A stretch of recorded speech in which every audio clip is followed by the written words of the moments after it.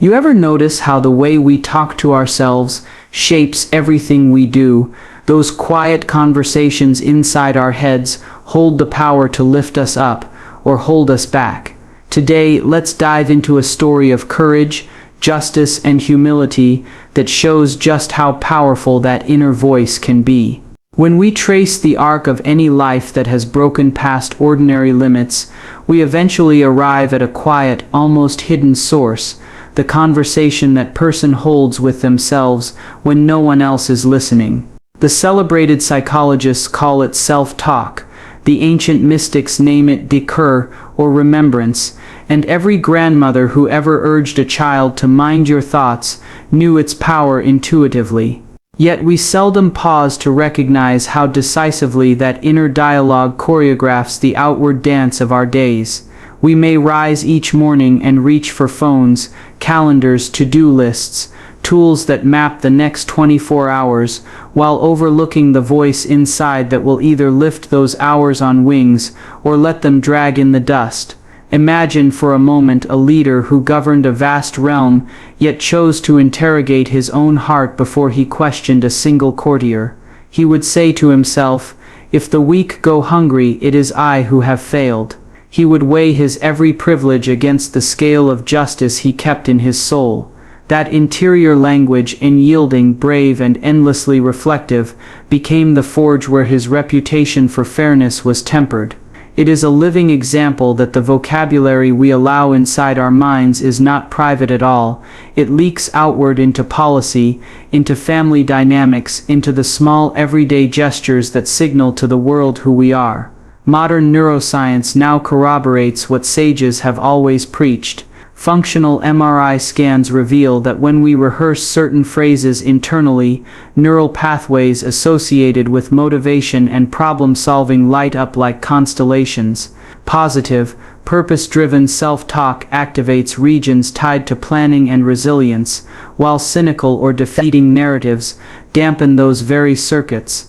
In other words, the brain inscribes our whispered sentences onto its own architecture, rewiring future choices. A thought repeated becomes a mental groove. A mental groove becomes a behavior. Behaviors performed daily crystallize into destiny. Consider how this principle unfurls in the crucible of leadership. A commander marching to protect a frontier must first conquer the frontier within, where fear and doubt encamp. If his interior monologue is fraught with insecurity, "I am unworthy of this task," he will hesitate at critical junctures, telegraphing uncertainty to those who depend on him. Conversely, if he speaks to himself with disciplined courage, "I am the guardian of trust placed in me, and I shall rise to meet it," his steady gaze reassures every soldier in line. The battlefield may never hear his silent words, but it will feel their consequence in the clarity of his commands and the steadiness of his stance. The same law governs quieter callings too. A mother threading her way through economic hardship must choose daily whether to narrate her circumstances as defeat or as sacred responsibility. The words she thinks while counting coins at the market stand will echo through her posture, her smile, the nightly stories she tells her children beneath a flickering lamp. By telling herself, "My effort secures their tomorrow," she infuses each modest purchase with dignity and hope. That hope, absorbed by young hearts, may become the fuel that propels them into classrooms, onto stages, into offices where they will later craft futures she could only imagine. We might ask how to harness such a formidable force in our own lives. The first step is simply noticing. Sit quietly and eavesdrop on the monologue that weaves under errands, meetings, commutes. Is it generous or judgmental? Does it call us by names that strengthen or diminish? Mindfulness practices, journaling, even a brief pause before replying to an email can reveal the texture of that unseen script. Once observed, it can be edited. We become authors rather than passive audience members, revising phrases like, "I always mess this up" into "I am learning the skill that will let me excel." This is not idle affirmation, it is strategic recalibration, aligning language with intention, so action may follow. Courage, Rooted in justice, courage is often celebrated as a solitary flare of heroism, a bold leap into danger, a defiant stand against overwhelming odds, but courage of the highest order is rarely an isolated spark. It is the steady flame fueled by an unwavering devotion to justice, blazing brightest when human dignity is on the line. To understand this deeper dimension, picture courage as a river whose headwaters lie in moral clarity, the unshakable conviction that every person, regardless of rank or origin, deserves fairness. When that conviction saturates the heart, bravery ceases to be an option chosen in extraordinary moments, it becomes the default posture of an entire life. History offers luminous portraits of such integrated valor. One remembers the leader who, while commanding territories that stretched beyond the horizon, insisted on living among the people in the humblest of dwellings. He was not content to rely on reports drafted by officials who might soften harsh realities. Instead, he walked the streets anonymously at dusk, listening for the tremor of injustice in ordinary conversations. This nightly ritual was no mere performance of humility. It was a deliberate practice of proximity, anchoring his leadership in first-hand witness, so he could calibrate decisions to lived experience rather than distant abstractions. Every brave decree he issued, from safeguarding the rights of religious minorities to instituting life-saving welfare stipends, sprang from those ground-level encounters where need was plain and immediate. What makes this courage transformative is its refusal to serve ego. No banner was raised proclaiming, "Behold my daring." On the contrary, justice-centered bravery shrinks the self so that others might flourish. Scientists studying altruistic courage observe reduced activity in brain regions associated with self-referential thinking and heightened activation in circuits linked to empathy. In practical terms, such leaders are propelled not by a thirst for praise, but by an acute awareness of shared humanity. A merchant deceived in the market could have been their own sister, an orphan lacking shelter could have been their childhood self. This empathetic identification dissolves the illusion of separation, creating an internal imperative to act even if the personal cost is great. Yet a commitment to justice also clarifies where lines must be drawn. People of conscience know that mercy without accountability breeds chaos, just as enforcement without compassion becomes tyranny. The courageous leader therefore stands astride these twin pillars, mercy and accountability, administering each in proportion to circumstance. When a governor under his authority abused power, the leader did not hide behind institutional excuses, nor did he yield to tribal loyalties.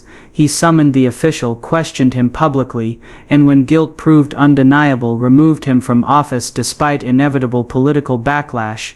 That moment reverberated across the realm. Justice would not bow to privilege, it would be served even when the accused sat among the elite. The mechanics of such bravery can be cultivated in everyday life. Begin with a rigorous inventory of one's sphere of influence, however modest: a household, a classroom, an office department. Where are imbalances lurking? Who speaks least in meetings, receives fewer opportunities, carries hidden burdens? Courage rooted in justice calls for active redress, reshaping schedules, reallocating resources, amplifying muted voices.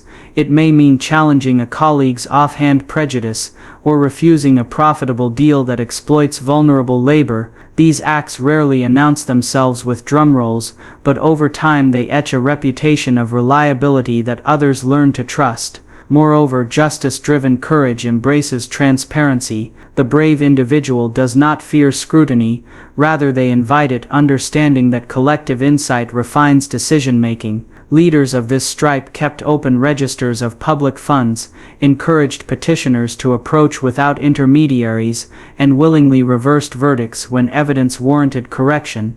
Their example teaches that to be courageous is to remain teachable, to recognize that justice is not a static achievement, but a continual pursuit requiring course corrections at every turn. Finally, courage anchored in justice inspires reciprocal bravery in those who witness it. Soldiers fight with greater discipline when they believe their commander will never squander their lives for vanity. Citizens comply with laws more willingly when they trust that penalties fall evenly across the social spectrum. Children watching a parent stand up to neighborhood bullies internalize the blueprint for confronting larger injustices later on. Thus, one person's principled boldness multiplies through communities, generating a culture where fairness becomes self-sustaining rather than enforced by fear. Radical accountability.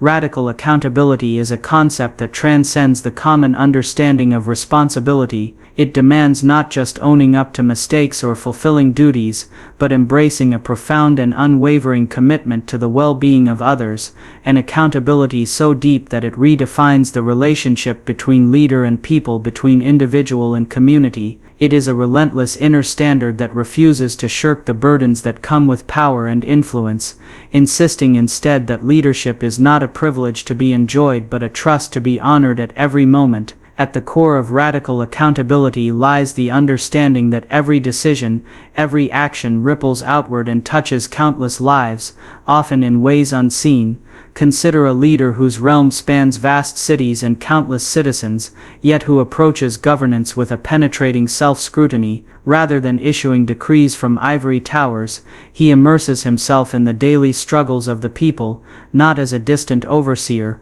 but as one who personally feels the weight of their joys and sorrows. This immersion breeds a fierce sense of obligation, not abstract or symbolic but concrete and immediate. If a single well runs dry, or a child falls ill from hunger, that leader knows it is not simply a failing of the system, but a reflection of his own vigilance or lack thereof. This kind of accountability shatters the barriers between personal conscience and public duty. It demands that a leader be as diligent about internal reflection as about external management. The phrase "I am accountable" becomes a daily mantra, a lens through which every action is examined before it is taken. It is an acceptance that leadership is not about escaping blame but about seeking truth however uncomfortable, and responding with integrity. When mistakes occur, radical accountability refuses excuses or deflections. Instead, it mandates transparent acknowledgement and swift remedial action, setting a tone that fosters trust and stability. One powerful example of this principle in action was a leader who held himself directly responsible for even the smallest injustices. If a citizen brought a complaint about a tax collector's corruption,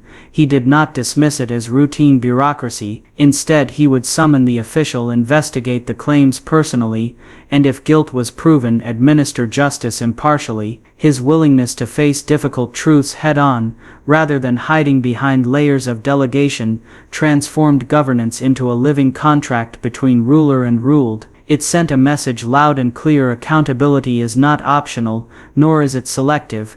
It is the foundation on which all justice rests. Radical accountability also reshapes how power is exercised. Instead of wielding authority as an instrument of control, it becomes a means of stewardship. Leaders who adopt this mindset see themselves as caretakers of a collective trust, aware that their decisions shape not only immediate outcomes but the very fabric of society. They are vigilant about corruption, nepotism, or favoritism, understanding that these poison the roots of community before symptoms become visible. Such leaders welcome counsel and critique, not as threats, but as essential guides to better serve. Their leadership style is marked by humility and an openness that invites participation and shared responsibility. In personal life, radical accountability can be equally transformative. It begins with a willingness to hold oneself to uncompromising standards, particularly in relationships. When conflict arises, this form of accountability insists on honest self-examination.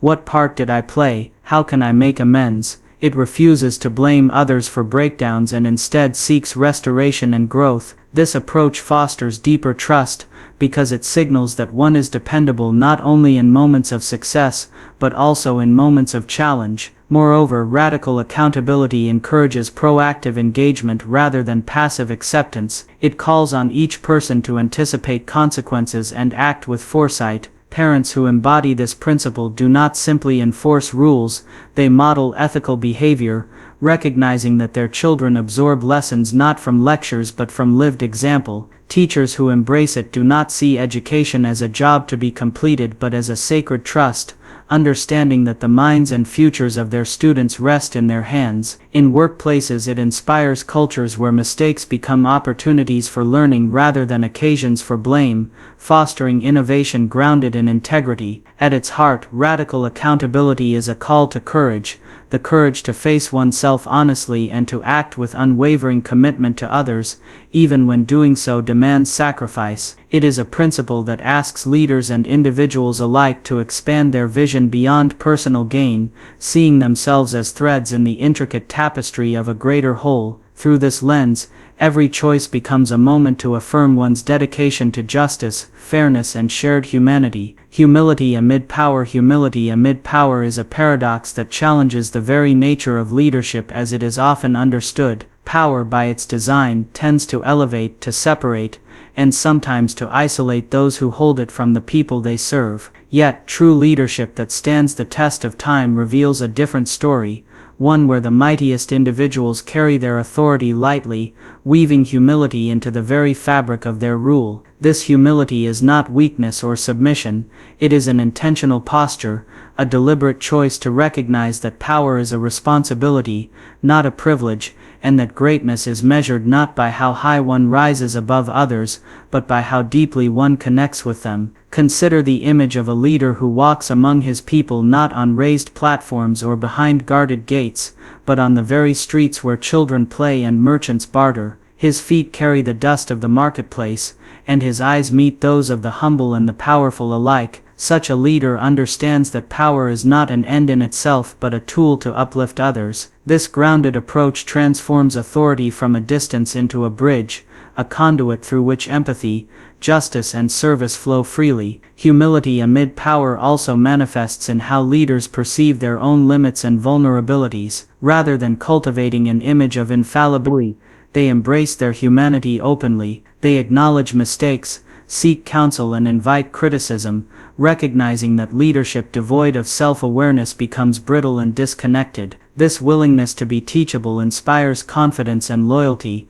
for it signals that the leader does not rule from ego but from a place of earnest commitment to the greater good. It dismantles the barriers of fear and suspicion that often accompany unchecked authority, replacing them with a climate of trust and collaboration. This style of leadership finds its roots in an ancient wisdom that sees the self not as a solitary sovereign but as part of a larger whole. The leader is not a solitary mountain peak but a tree whose branches reach out in every direction, supported by roots deeply embedded in the soil of the community. Humility allows that leader to listen, to truly hear the hopes, fears, and needs of those they serve, because they understand that power without listening is hollow and dangerous. It invites a participatory approach where decisions are informed by diverse voices, where policies reflect the lived realities of the many rather than the isolated preferences of the few. Moreover, humility amid power reshapes how success is celebrated and failure is met. It teaches leaders to share credit generously, attributing achievements to collective effort rather than personal genius. This generosity creates a culture of empowerment, where individuals feel seen and valued, motivated to contribute their best. Conversely, when setbacks occur, humble leaders resist the urge to blame others or conceal problems. They confront challenges openly, taking responsibility and mobilizing resources with honesty and urgency. Such transparency models courage and integrity, reinforcing the bonds of trust that sustain communities through trials. In daily practice, humility amid power translates into countless small actions. A leader who greets people with genuine warmth regardless of status, who steps aside to let others shine, who admits when they do not have all the answers, who remains accessible despite the trappings of office. These gestures, simple yet profound, humanize authority and make leadership approachable. They remind everyone that beneath the titles and robes lies a person committed to service rather than self-interest. This ethos of humility also influences how leaders manage conflict and dissent. Rather than wielding power to silence opposition, they engage critics with respect and openness. They see dissent not as a threat but as a vital pulse of a healthy society, recognizing that through dialogue and debate, stronger solutions emerge. This approach transforms potential divisions into opportunities for unity and growth, fortifying the community's resilience and adaptability. The legacy of humility amid power endures because it speaks to something universal and timeless, the desire for connection, fairness and meaning. It invites leaders to transcend the allure of domination and embrace the transformative potential of servant leadership. Through humility, power becomes not a weapon but a source of healing, not a barrier but a bridge, inviting all to participate in the shared journey toward justice and dignity. Legacy of service. Legacy is often thought of as the monuments we leave behind or the names etched into history books, but the true measure of a legacy runs far deeper. It is not the grandeur of one's accomplishments alone that endures, but the spirit of service woven through a life dedicated to others. A legacy of service is a living, breathing force that transcends time, echoing through generations and inspiring countless souls to rise beyond themselves. This kind of legacy is not accidental or incidental, it is a deliberate choice to center one's existence around the needs, hopes and dreams of a community, knowing that in doing so one plants seeds that will grow long after one's own footsteps have faded. To understand this legacy, envision a leader who could have indulged in the luxuries and honors that power affords but instead chose the harder path of self-sacrifice. This person understood that true greatness lies in lifting others, that the weight of authority is a sacred trust demanding tireless dedication. Such a life was marked not by fleeting victories or personal accolades, but by consistent, sometimes unseen acts of compassion, providing for the poor, defending the oppressed, fostering justice and cultivating peace. Through these acts the leader forged a bond with the people that no political maneuvering could replicate, a bond of genuine care that made the community feel seen, valued and protected. Legacy of service is also deeply rooted in the mindset of stewardship rather than ownership. Those who embody this ethos see their roles not as holders of power but as caretakers of a collective inheritance. Every resource managed, every policy enacted, every decision made is weighed against the question, how will this serve those who come after me? This future-oriented mindset transforms leadership into an act of generosity, where the present is a sacred responsibility to prepare fertile ground for the flourishing of future generations. It requires patience, humility, and an ability to envision a horizon far beyond personal ambition. This kind of legacy reaches beyond tangible contributions to embody values that inspire action and character. It teaches that service is not limited to grand gestures but is woven into everyday moments: how one listens to a neighbor's troubles, how one defends truth in small conversations, how one nurtures kindness in family and community. These ripples of service accumulate over time, creating a culture where compassion and justice become normative rather than exceptional. The leader's example becomes a beacon, inviting others to join in a shared mission that transcends individual lives. A legacy of service is also profoundly inclusive. It honors the dignity of every person, regardless of social standing, ethnicity, or background. This inclusivity manifests in policies and practices that uplift the marginalized and create spaces where diverse voices are heard and valued. It rejects exclusivity and favoritism, insisting instead on fairness and equal opportunity as cornerstones of a just society. Such leadership reshapes not only the structure of governance, but the very ethos of community, fostering solidarity and diversity. The ripple effects of a service-centered legacy can be seen in the empowerment of future leaders. Those who grow up witnessing humility and dedication in their role models internalize these values and carry them forward. Teachers, parents, activists, and officials who embrace service as their guiding principle become part of a continuum, weaving new threads into the fabric of society. This generational transmission ensures that the flame of compassion and justice burns bright, illuminating paths through dark times and inspiring innovation grounded in ethical foundations. In personal reflection, a legacy of service invites each individual to consider the imprint they wish to leave. It challenges the tendency to measure success by material wealth or status, and instead urges us to ask, how have I touched the lives of others? What difference have I made in easing burdens or sparking hope? This reframing of legacy as a moral and relational endeavor transforms everyday choices into acts of significance. Whether in professional roles or private spheres, the invitation remains constant to serve not for recognition but because it is the truest expression of our shared humanity. Ultimately, Legacy of service is a call to live with intention, knowing that our actions today become the foundations for tomorrow's possibilities. It is a reminder that leadership, when grounded in service, does not end with one lifetime but continues to echo across time, inspiring those who follow to build a world marked by justice, compassion, and enduring hope. In reflecting on these powerful themes, how the conversations we hold within ourselves shape our destiny, how courage rooted in justice fuels transformative leadership, how radical accountability demands unwavering responsibility, how humility amid power keeps leadership grounded, and how a legacy of service extends far beyond one lifetime, we uncover a timeless blueprint for living and leading with integrity and purpose. These lessons remind us that true strength arises not from titles or authority alone but from a profound commitment to justice, empathy, and the welfare of others. When we speak to ourselves with honesty and conviction, when we carry courage tempered by fairness, when we hold ourselves radically accountable, when we wield power with humility, and when we dedicate our lives to service, we become part of a legacy that transcends history, a legacy that inspires, uplifts, and transforms. This is the enduring story of leadership that honors humanity at its core and calls each of us to rise to the highest expression of our shared potential.